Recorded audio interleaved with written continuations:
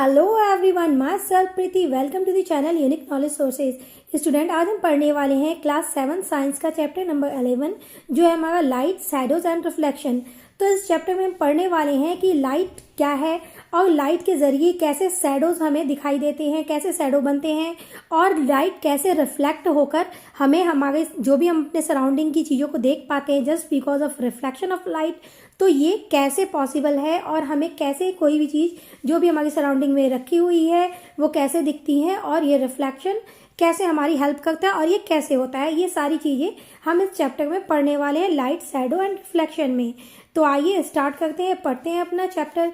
तो हमारा यह चैप्टर इस तरह से दिया गया है। In the western Ghat region of Maharashtra, Keshav spends part of his summer vacation at his friends Jatin grand parents village. तो महाराष्ट्र के वेस्टर्न घाट रीजन में केशव जो है अपने फ्रेंड के साथ उसके ग्रैंड पेरेंट्स के यहाँ जाता है। उसका फ्रेंड जो है उसका नाम जतिन है, तो जतिन के ग्रैंड पेरेंट्स के यहाँ जाता है जो कि विलेज में रहते हैं।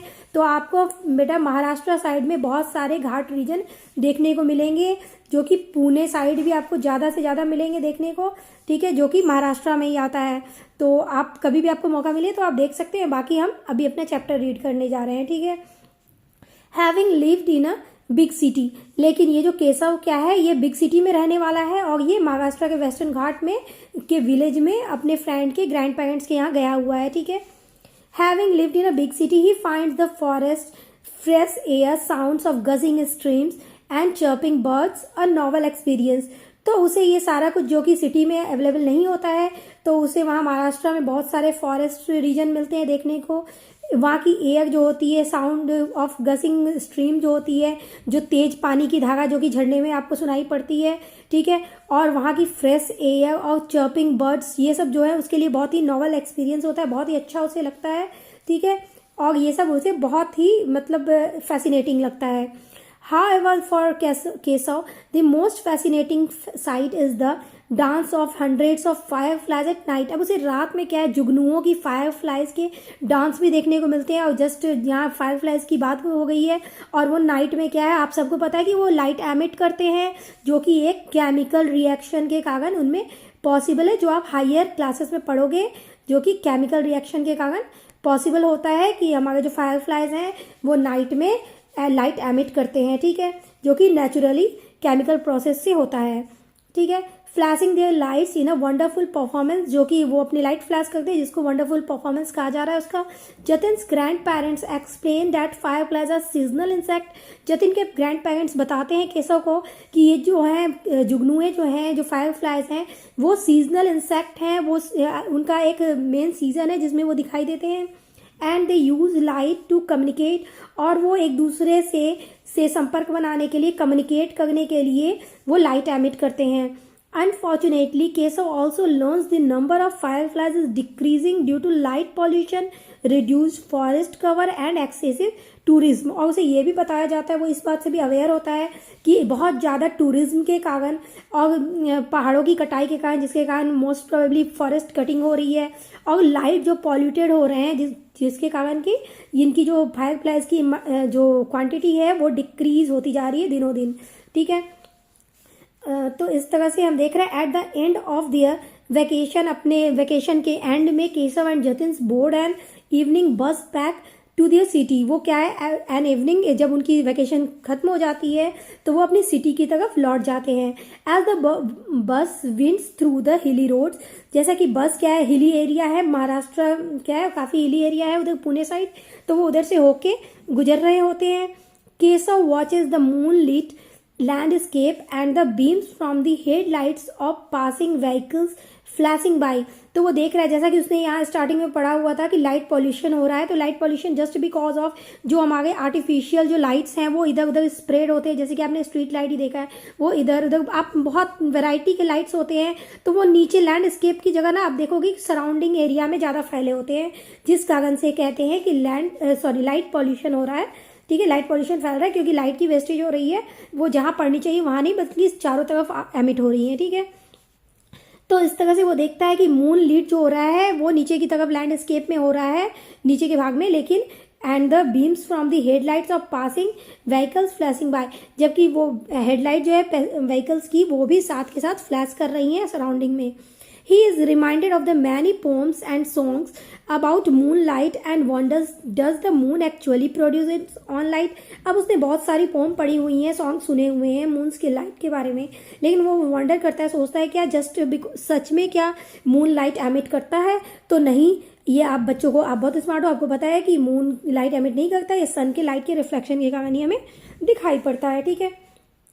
Did we not learn in the chapter Beyond Earth in the grade 6 science textbook Curiosity that all other objects in the solar system shine only by reflecting the light of the sun?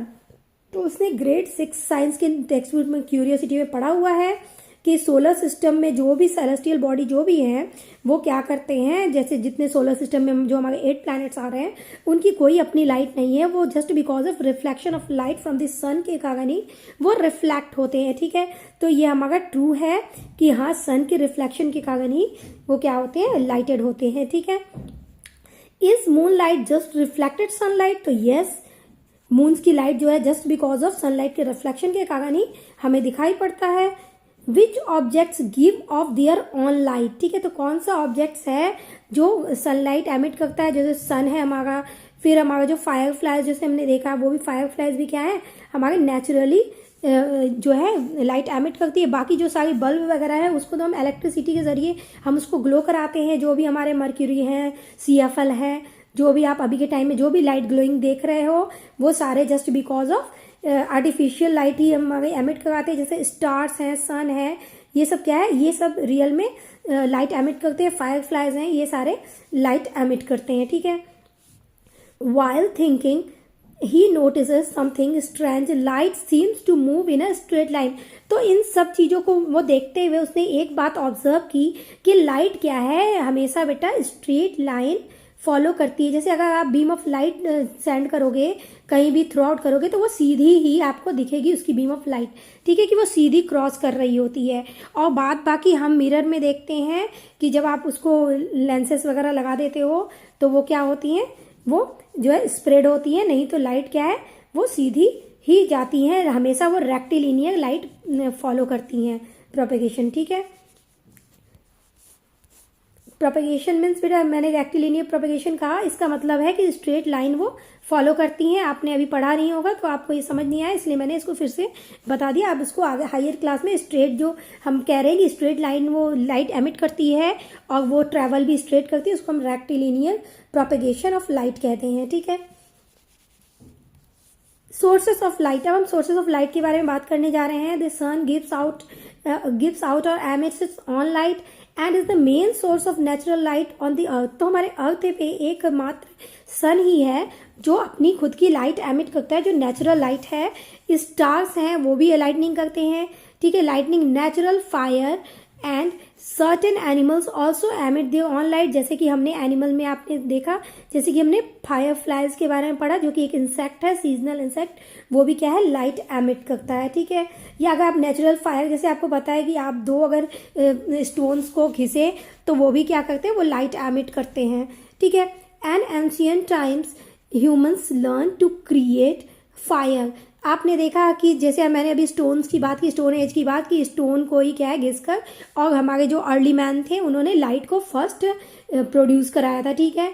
तो हमारी ये जो सन है ये तो source of light थी ही, लेकिन जो हमारे जो अभी हम यूज़ कर रहे हैं वो जो लाइट का फर्स्ट जो हमारा इन्वेंशन हुआ था ये थ्रू आपके स्टोन्स के ज़रिए ही फर्स्ट टाइम हुआ था. ठीक है.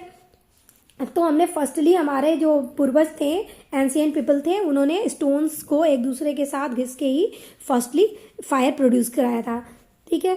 The earliest form of artificial lighting with time they learn to create fire using different fuels. फिर जाकर आगे क्या है, आपको पता है साइंस क्या है, कभी भी रुका नहीं होता, उसमें इन्वेंशन हमेशा होते रहते हैं. तो उसके बाद क्या है, डिफरेंट फ्यूल्स के जरिए, जैसे कि पेट्रोलियम हम बोल सकते हैं, पेट्रोल, डीजल, इन सब के जरिए, केरोसिन, इन सब के जरिए क्या है. और फिर आप देख रहे हो यहाँ वैक्स को यूज़ किया गया है, यहाँ एनिमल्स फैट्स को मीन्स ऑयल को, घी को यूज़ किया गया है. लाइट को प्रोड्यूस करने के लिए, ठीक है। Such as animal fat, oil, wax and gas, जैसे कि हम बोलते हैं हमारा एलपीजी गैस है, लिक्विड पेट्रोलियम गैस, हमारे नेचुरल गैसेस भी हैं, सीएनजी है, ठीक है।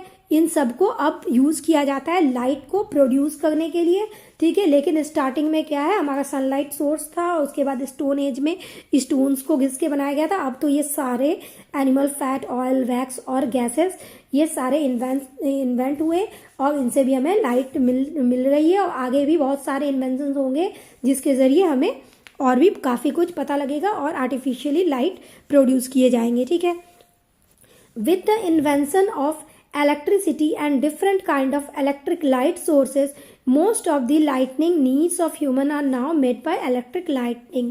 तो ठीक है, इलेक्ट्रिक लाइटिंग के द्वारा हमारे बहुत सारे नीड्स क्या हैं अभी पूरे हुए जा रहे हैं, जो इन्वेंशन ऑफ इलेक्ट्रिसिटी के कारण पॉसिबल हो पा रहे हैं, जो हम बहुत सारे इलेक्ट्रिक के ज़रिए लाइट सोर्स प्रोड्यूस कर पा रहे हैं। सब नेचुरल सोर्सेस ऑफ लाइट। अब देखिए यहाँ कुछ सोर्सेज हमें दिए गए हैं जिसमें ये लाइटनिंग है, जैसे अब थंडरिंग के साथ आपको पता है कि लाइटनिंग भी आती है, ठीक है। तो ये लाइटनिंग जो की है ये नेचुरल है, ये स्टार्स की लाइटनिंग है जो कि नेचुरल है, यहाँ सनलाइट है जो कि नेचुरल है, यहाँ फायर फ्लाइज को दिखाया गया है कि देखिए यहाँ पे इसके क्या है, यहाँ लाइट एमिट हो रही है, तो ये सारे क्या है नेचुरल सोर्सेज ऑफ लाइट हैं, ठीक है।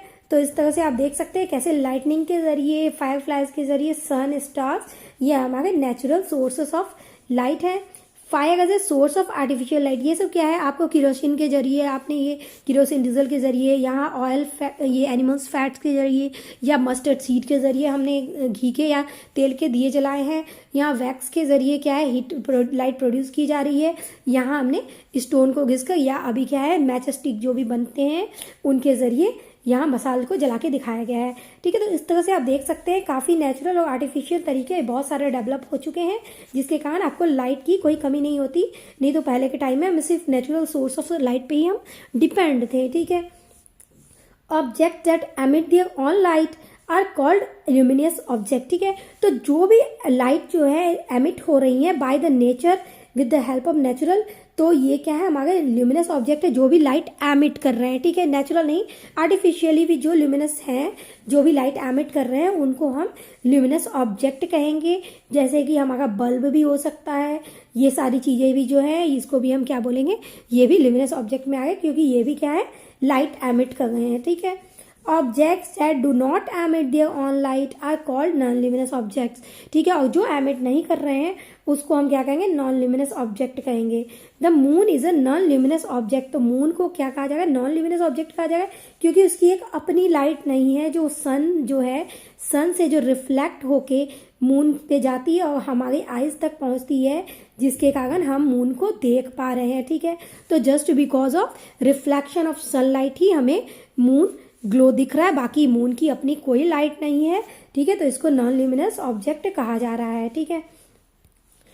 Okay, it just reflects the light emitted by the sun that falls on it, तो जो लाइट सन से उस पर पड़ रही है और फॉल्स बैक हो रही है रिफ्लेक्शन होके, जिस कारण हमें वो दिखाई पड़ रहा है, बल्कि वो ल्यूमिनस नहीं है, ठीक है। तो इस तरह से आपने देखा कि कैसे हमारे ल्यूमिनस और नॉन ल्यूमिनस में हम कैसे डिफरेंस कर पा रहे हैं, ठीक है। अगर आपको लग रहा हो कि मैं फास्ट हूँ तो आप इस वीडियो को थोड़े स्पीड को स्लो करके आप देख सकते हो। और यहाँ हमें बहुत सारे ऑब्जेक्ट दिखाए गए हैं जो कि हमारे सोर्सेस ऑफ लाइट है, जैसे कि हमने पहले ही ये देख लिया, आपने बल्ब है, ये मर्क्यूरी है, ये लैंप लाइट है, ठीक है। और इस तरह से आपके ये बल्ब हैं जो CFL, और ये हमारे LED लाइट्स वगैरह है, इस तरह से जो कि अभी बनाए गए हैं जिसके कारण कि कम इलेक्ट्रिसिटी में हमें ज़्यादा से ज़्यादा लाइट मिल पाते हैं, और वो हमारे लाइट हमारे ना आइज़ के लिए भी प्रॉब्लमेटिक नहीं होते, ना ही हमारे इलेक्ट्रिसिटी के पे वो ज़्यादा वेस्टेज होती है उससे, ठीक है।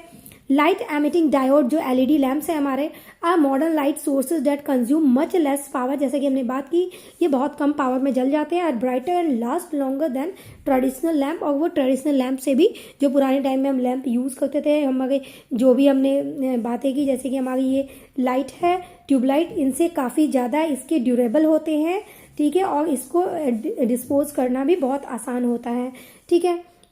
This not only reduces electricity bills but is also better for environment, ये हमारे एनवायरनमेंट के लिए बहुत सेफ है।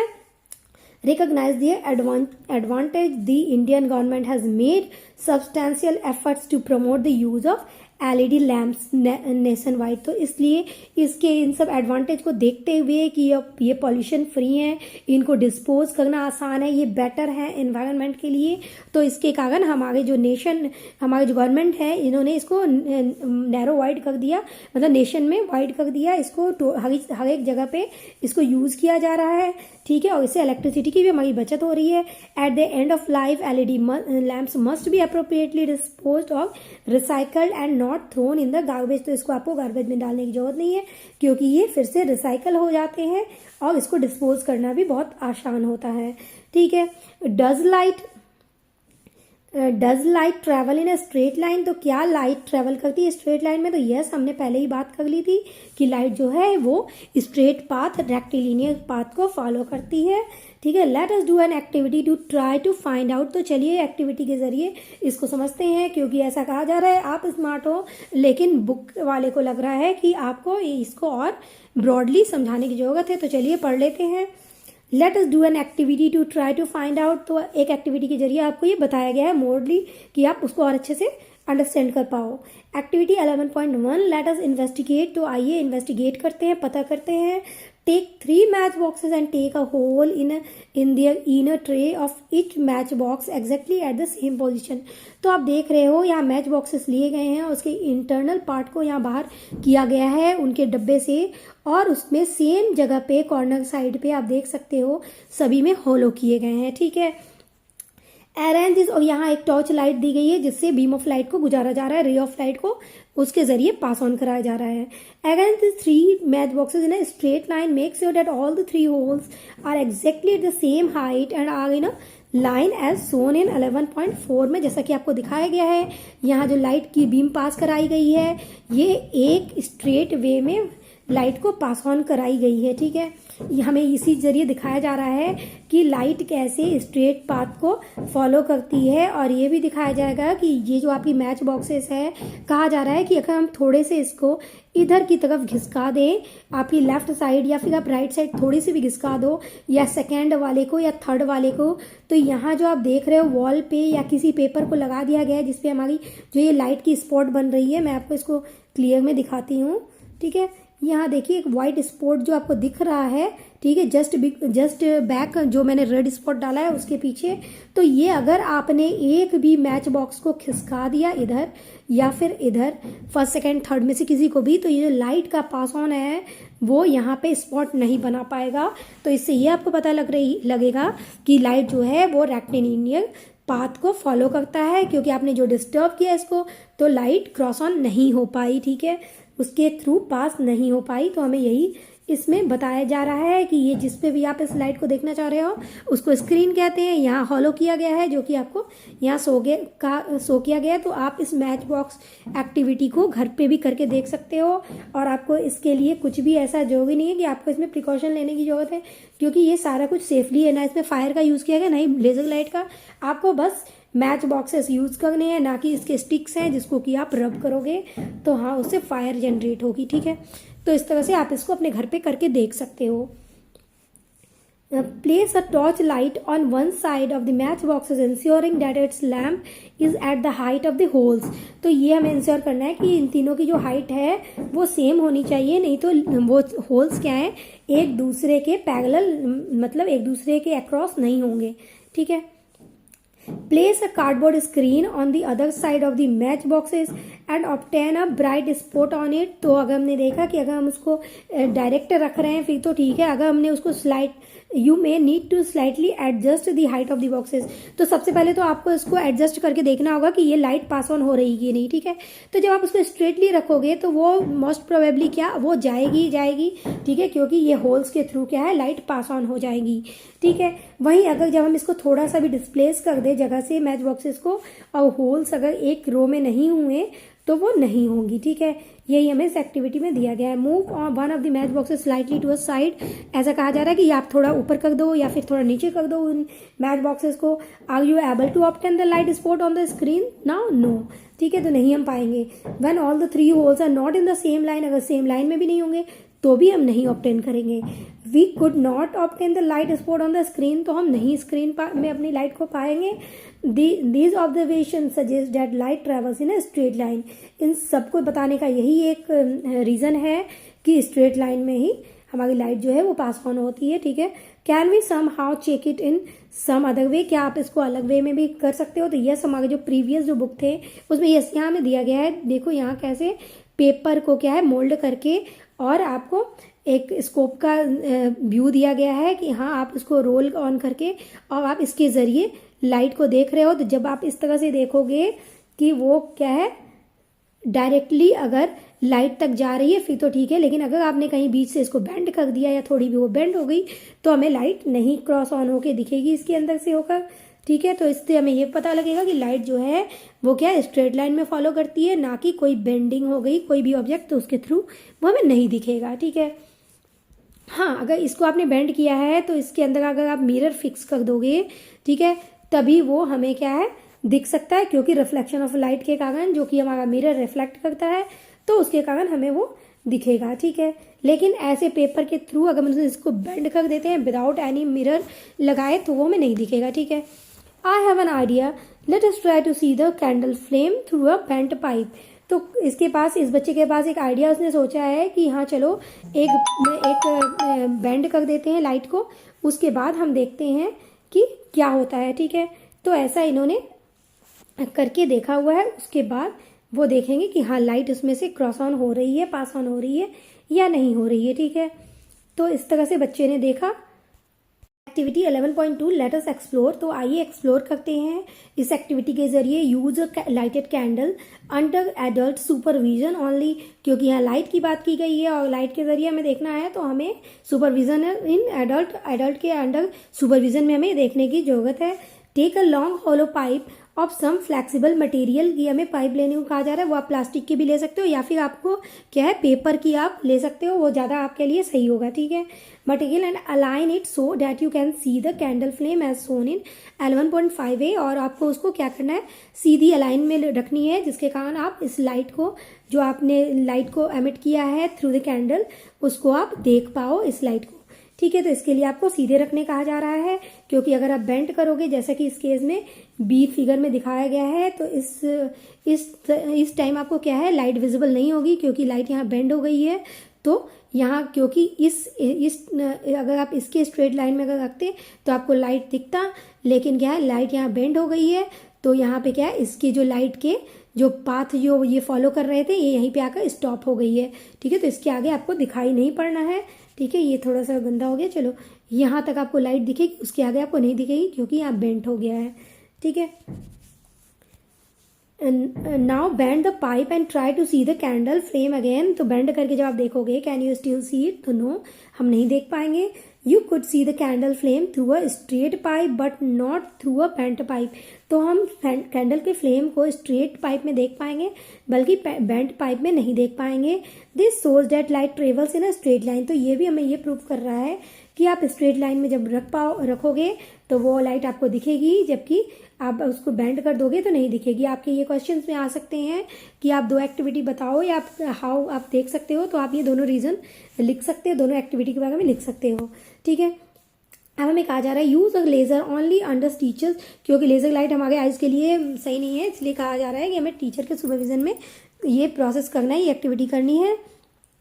Avoid using high power laser for this activity. तो हमें हाई पावर लेजर नहीं यूज करने हैं इसमें। A low power laser pointer is sufficient. Never point the laser beam directly at anyone's eyes as it can cause serious eye damage. जिससे क्या आपके eyes को डैमेज हो सकता है, अगर आप गुस्सा हो और किसी फ्रेंड के भी आइज पे कर दो तो उनको भी नुकसान हो सकता है। इसलिए हमें कहा जा रहा है कि supervision of in any adult आप इसको परफॉर्म करोगे या फिर टीचर के सुपरविजन में, ठीक है। Pass a laser beam through a beaker filled with water in which a drop of milk is added to make the laser beam easily visible. What do you observe? तो आप क्या observe करोगे? Do you see that the beam of laser light inside water flows a straight path? तो क्या आपको पता लगेगा कि लाइट क्या स्ट्रेट पाथ को फॉलो कर रही है। However, light can sometimes even bend around corners. This is something you will learn in the higher grade. ठीक है। तो हमको ये इस एक्सपेरिमेंट में कहा जा रहा है कि आपको एक बीकर में वाटर लेना है, जैसा कि इस डायग्राम में दिखाया गया है। ग्लास में वाटर लिया गया है और यहाँ से होकर देख रहे हो यहाँ beam of light laser light को कि बीम को या रेज को इससे ग्लास से गुजारा जा रहा है, जो कि आप बाहर देख रहे हो। बाहर के एटमॉस्फेयर में क्या है, एयर है, और अंदर के एटमॉस्फेयर में क्या है, वाटर है। तो हमारा क्या है, लाइट क्या है, मीडियम में भी क्या है, उसकी जो पावर है, स्पीड जो है वो कम ज़्यादा होती है। तो इसलिए क्या है, एक मीडियम से दूसरे मीडियम में जब लाइट पास ऑन होती है तो वो क्या होती है, थोड़ी बेंड होती है। तो डिपेंड करता है कि आप किस ऑब्जेक्ट से होकर गुजार रहे हो लाइट को, तो उस पर वो डिपेंड करता है। तो क्या कहा जा रहा है, यहाँ वाटर को फिल किया जा रहा है, लेकिन वाटर में एक ड्रॉप क्या या फिर कुछ ड्रॉप किसके डाले जा रहे हैं, मिल्क के डाले जा रहे हैं। ऐसा क्यों? क्योंकि हमारा वाटर जो है वो प्योर सब्सटेंस है। तो प्योर सब्सटेंस से होकर जब वो light laser light cross on कराएंगे तो क्या लाइट की स्कैटरिंग अच्छे से नहीं होगी और वो विजिबल सही से नहीं होगा। लेकिन वहीं जब आप उसमें मिल्क मिला दोगे, ड्रॉप्स ऑफ मिल्क मिलाओगे, तो क्या होगा, उसमें मिल्क में इम्प्योरिटीज भी होती हैं, तो वो क्या होंगे, लाइट को स्कैटर्ड होने के लिए हेल्प करेंगे, जिससे क्या है, हमारा बीम ऑफ लाइट जो हमने इससे होकर लेज़र से होकर गुजारी है वो हमें इजीली दिखेंगे। ठीक है, इसको टिंडल इफेक्ट भी कहा जाता है, जो आप क्लास 10th में पढ़ोगे, टिंडल इफेक्ट एंड लाइट। ठीक है, तो लेकिन अभी मैंने आपको थोड़ा सा इसका बता दिया, क्योंकि हमें यहाँ मिल्क के ड्रॉप डाले गए थे।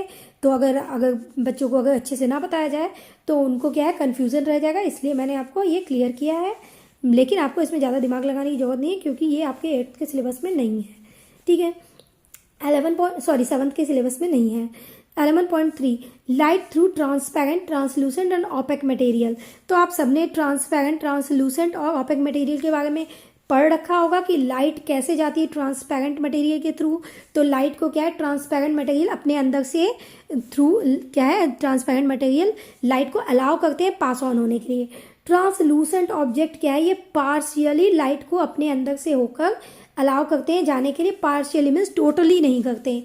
और ऑपेक मटेरियल क्या है, ये बिल्कुल अलाउ नहीं करते लाइट को अपने से होकर पास ऑन होने के लिए। It does not, opaque material does not allow light to pass through them. ठीक है, तो ये अपने अंदर से नहीं पास होने देते। ठीक है, अलाउ नहीं करते ऑपेक मटेरियल अपने अंदर से होकर लाइट को पास ऑन नहीं होने देते।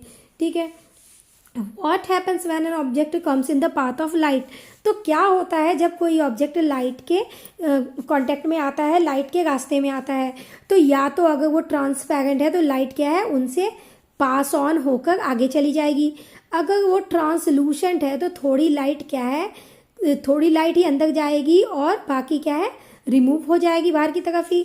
और जो ऑपेक मटेरियल है वो उनको क्या करेंगे, टोटली ऑब्जर्व कर लेंगे। ठीक है, एब्जॉर्ब कर लेंगे, वो अपने अंदर से होकर उसको नहीं जाने देंगे। ठीक है, तो ऑपेक मटेरियल बिल्कुल पास ऑन नहीं होने देते, ट्रांसपेरेंट टोटली पास ऑन होने देते, ट्रांसलूसेंट थोड़े अमाउंट में जाने देते हैं। Let us place objects made of different materials in the path of light and find out. तो हमें कहा जा रहा है कुछ ऑब्जेक्ट्स लिए जा रहे हैं जो डिफरेंट मटेरियल से बने हुए हैं और उनसे होकर लाइट को गुजारी जा रही है और पता किया जा रहा है कि वो कितना उसको पास ऑन होने दे रहे हैं और कितना नहीं। ठीक है, तो आइए एक्टिविटी 11.3 लेट अस एक्सपेरिमेंट। तो एक्सपेरिमेंट करते हैं। Collects objects made up of different materials, also you will need a torch. तो उसके लिए आपको एक टॉर्च की जरूरत है जिसके जरिए आप देख पाओ। ठीक है, लाइट थ्रू डिफरेंट मटेरियल्स। तो लाइट अब दूसरे मटेरियल के जरिए अगर हम पास ऑन करा के देखें तो हमारे मटेरियल कुछ दिए गए हैं जिसमें कार्डबोर्ड है, पेपर है, ग्लास है, ट्रेसिंग पेपर है और थिक क्लॉथ है। ठीक है, और हमें कहा जा रहा है इनमें से कौन सा ट्रांसपेरेंट है, ट्रांसलूसेंट है एंड ऑपेक है। ठीक है, तो आप बेटा ये ध्यान रखना जिसके ज़रिए आप इधर से उधर किसी भी ऑब्जेक्ट के जरिए अगर देख पा रहे हो अपने आइज़ के थ्रू भी, तो इट मीन्स वो क्या है, ट्रांसपेरेंट मटेरियल है। ठीक है, जैसे कि आपके जो है लेंसेज हैं वो आपको क्या है, वो ट्रांसपेरेंट है। ठीक है, आपके वाटर के भी आर पार आप देख पाते हो वो ट्रांसपेरेंट है। अब आपको ट्रांसलूसेंट क्या है, कुछ जो हमारे ग्लासेस हैं, ठीक है, कांच के, वो क्या है, ट्रांसलूसेंट होते हैं। वो उसके अंदर से जब आप देखोगे ना फॉगी दिखेगा, मतलब टोटली आपको दूसरे साइड की चीज़ें नहीं दिखेंगी, बट हाँ पार्शियली आप इमेजिन कर सकते हो कि वो क्या है उनके दूसरे साइड जो है। और ऑपेक जो है उनकी, जैसे कि हमारा वॉल है, आप क्या अपने घर के और अपने घर और दूसरे घर के बीच जो वॉल है बनी हुई है उसके आर पार देख पाते हो, तो नहीं देख पाते क्योंकि वो ऑपेक है। ठीक है, तो इस तरह से जो हमें बिल्कुल भी अपने अंदर देखने नहीं देती, अलाउ नहीं करती लाइट को पास होने के लिए, वो ऑपेक हैं। जैसे कि कार्डबोर्ड है, आप कार्डबोर्ड के आर पार देख पाते हो तो हम नहीं देख पाते, इट मीन्स वो क्या है, ऑपेक है। ठीक है, वो सब्सटेंस क्या है, हमारा ऑपेक है। ठीक है, पेपर क्या है, पेपर समटाइम्स बेटा ऑपेक होते हैं, समटाइम्स अगर कोई पतला पेपर है तो वो हमारे ट्रांसलूसेंट होते हैं। ठीक है, जैसे कि बटर पेपर ही आप ले लो तो वो हमारा क्या है, वो ट्रांसलूसेंट है। ठीक है, वो हमारा क्या है, वो हमारा ट्रांसलूसेंट है, ट्रांसलूसेंट। ठीक है, और जो थिक पेपर होते हैं वो हमारे ऑपेक होते हैं, तो ये दोनों हो सकते हैं। ग्लास क्या है, ग्लास के आसपास हम आर पार हम देख पाते हैं तो वो हमारा ट्रांसपेरेंट है। सम टाइम जो कांच होते हैं वो ट्रांसलूसेंट भी होते हैं। ठीक है, लेकिन खासकर जो भी हमारे ग्लासेस नॉर्मली होते हैं वो ट्रांसपेरेंट होते हैं। अब हमारी ट्रेसिंग पेपर जो है वो हमारी ट्रांसलूसेंट होती है। ठीक है, जैसा कि हमने पहले ही बात की, ये बटर पेपर की ट्रांसलूसेंट होते हैं, वो ट्रेसिंग पेपर भी क्या है, हमारे आर पार दिखते हैं लेकिन फॉगी में दिखते हैं, टोटली नहीं दिखते हैं। ठीक है, तो वो भी हमारे कैसे होते हैं, ट्रांसलूसेंट होते हैं। ठीक है, अब थिक क्लॉथ की बात हुई है, आप थिकनेस जब डाल दी गई है, कुछ क्लॉथ जो है बहुत पतले होते हैं वो ट्रांसलूसेंट होते हैं, बट क्या ट्रांसपेरेंट तो नहीं होते हैं। ठीक है, ट्रांसलूसेंट होते हैं। तो थिक क्लॉथेस की जब बात की गई है तो ये हमारे ऑपेक होंगे। ठीक है, इसीलिए जब हमें कोई चीज़ यूज़ करने होते हैं जिसमें बिल्कुल भी नहीं दिखने चाहिए तो हम उसको थिक लेते हैं जिससे वो ऑपेक हो। ठीक है, तो इस तरह से हमने देख लिया कि कौन सा हमारा ट्रांसपेरेंट है, ट्रांसलूसेंट है, आपने समझ लिया। तो आगे के जो दो आपके दिए गए हैं इसको आप अपने तरीके से कुछ भी फिल कर सकते हो जो आपके सराउंडिंग में मटेरियल है उसके जरिए। ठीक है, अब प्रेडिक्शन, अब आप स्मार्ट बच्चे हो तो जो आपकी ऑब्जर्वेशन होगी आई थिंक आपके प्रेडिक्शन भी सेम एज होंगे। जैसे कि आपको पता है कार्डबोर्ड के आग पाग नहीं दिखते हैं तो आप कह सकते हो नॉट एट ऑल, ये नहीं दिखते हैं। ठीक है, तो हमारे फर्स्ट में आ जाएगा ये नॉट एट ऑल। ठीक है, कार्डबोर्ड। अब पेपर में क्या है, पेपर में आप क्या कर सकते हो, जब जब थिक होगी तो वो आप नहीं दिखेगी आपको, लेकिन हाँ अगर वो ट्रांसलूसेंट पेपर होगा तो वो पार्शियली उसमें दिखेगा। इट मीन्स इसमें नॉट एट ऑल भी होगी और पार्शियली भी होगा। ठीक है, वो डिपेंड करता है पेपर की क्वालिटी पे। हमारा ग्लास, जैसे ग्लास की हमने बात की थी कि वो ट्रांसपेरेंट होते हैं तो हमें उसमें से क्या है, फुल्ली लाइट पास होते हुए दिखेगी। ठीक है, और ग्लास कुछ फॉगी वाले जैसे होते हैं, वो डिपेंड करता है आपको मटेरियल क्या दिया गया है। अगर फॉगी वाले ग्लास होंगे तो वो क्या होंगे, उसके अंदर से जो है पार्शियली पास होगी। ठीक है, तो पार्शियली इसमें भी हो जाएगा। ठीक है, अगर आपको नॉर्मल ग्लास दिया है तो आप फुल्ली लिखना, अगर उसमें फॉगी ग्लास दिया है तो आप उसमें पार्शियली लिखना। ठीक है, तो इस तरह से मटेरियल क्या आपको किस टाइप के गिवन है आप उस पर डिपेंड करता है, तो आपको समझना ज़्यादा जरूरी है। ठीक है, अब हमारी ट्रेसिंग पेपर की बात की गई है तो ट्रेसिंग पेपर भी क्या है, पार्शियली वो लाइट को अपने अंदर से जाने देते हैं, तभी तो हमें उसके अंदर क्या दिखता है, कोई भी चीज़ पार्शियली दिखती है तो लाइट, क्योंकि इससे पार्शियली पास ऑन होती है। अब थिक है तो ये हमारा ऑपेक है तो नॉट एट ऑल। ठीक है, क्योंकि आप थिकनेस दे दी गई है। अगर नॉर्मल क्लॉथ होगा तो आप नॉट एट ऑल भी डाल सकते हो या समटाइम्स पार्शियली भी डाल सकते हो, क्योंकि ये क्लॉथ के बारे में दिया नहीं है कि वो थिक है या थिन है। ठीक है, तो इट डिपेंड्स ऑन टाइप। और सेम आपके ऑब्जर्वेशन भी होंगे, क्योंकि आपने क्या किया है, आपकी प्रेडिक्शन बिल्कुल सही है क्योंकि आप इन सारी चीज़ों से अवेयर हो। अगर कोई भी चीज़ ऐसी है जो आपके लिए अननोन है तभी आपके प्रेडिक्शन क्या है उसमें गलत हो सकते हैं, क्योंकि आज के बच्चे बहुत स्मार्ट है, वो बिना किए तो प्रेडिक्ट भी नहीं करते, वो हर चीज़ के बारे में जान के कुछ भी करते हैं। ठीक है, तो ये ऑब्जर्वेशन में आप फील कर सकते हो कि cardboard does not allow light to pass, so not at all it passes the light. ठीक है, तो ये लाइट को बिल्कुल भी पास नहीं करेंगे। इस तरह से आपने जो प्रेडिक्शन किया आप वो ऑब्जर्वेशन में डाल देना, because you are too smart people. ठीक है, तो इस तरह से हमने देखा कि कैसे हमने ये टेबल फिल किया है और ये आपको समझने की चीज़ है। बाकी समझी हुई चीज़ें अगर हमें 10 और टेबल में फिल करने दिए जाए तो हम वो भी कर सकते हैं। अब हमारी वीडियो काफ़ी लंबी हो चुकी है। Thanks for watching my video. मिलते हैं अपने नेक्स्ट वीडियो में। अगर आपको मेरी वीडियो पसंद आ रही हो और आपको कंटेंट समझ में आ रहे हो तो प्लीज़ लाइक कीजिए, शेयर कीजिए, सब्सक्राइब माई चैनल और अपने फ्रेंड्स के साथ शेयर भी कीजिए।